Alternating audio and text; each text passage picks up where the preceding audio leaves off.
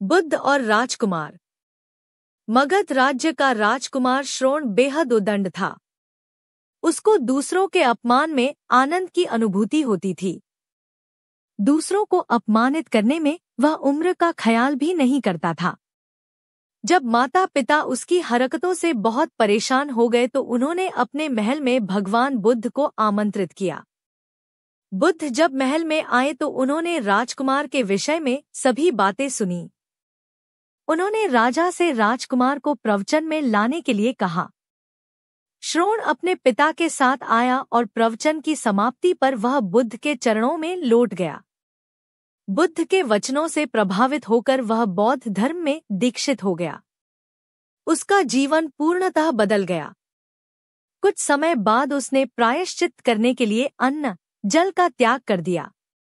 उसके इस कठोर प्रण के विषय में जब भगवान बुद्ध को ज्ञात हुआ तो वे उसे देखने आए।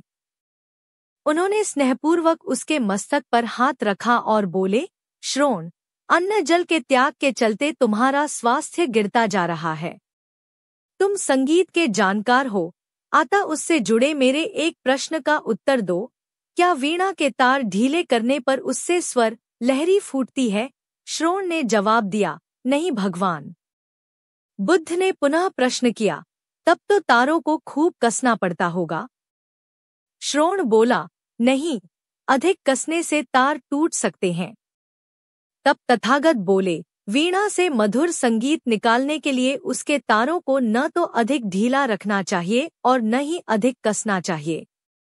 इसी प्रकार हमारा जीवन भी एक वीणा की तरह ही है, जिसे भली भांति चलाने के लिए सभी वस्तुओं का पूर्ण त्याग उचित नहीं है। श्रोण ने कठोर प्रतिज्ञा से मुक्ति ले ली और सहज जीवन जीने लगा। यह कथा जीवन को नैसर्गिक तरीके से जीने पर बल देती है, जिसमें उचित आवश्यकताओं की पूर्ति और अतिरिक्त इच्छाओं पर नियंत्रण का संदेश शामिल है। यदि जीवन को आवश्यकता, पूर्ति और संयम के संयोग से संचालित किया जाए, तो परम शांति प्रदायक होता है।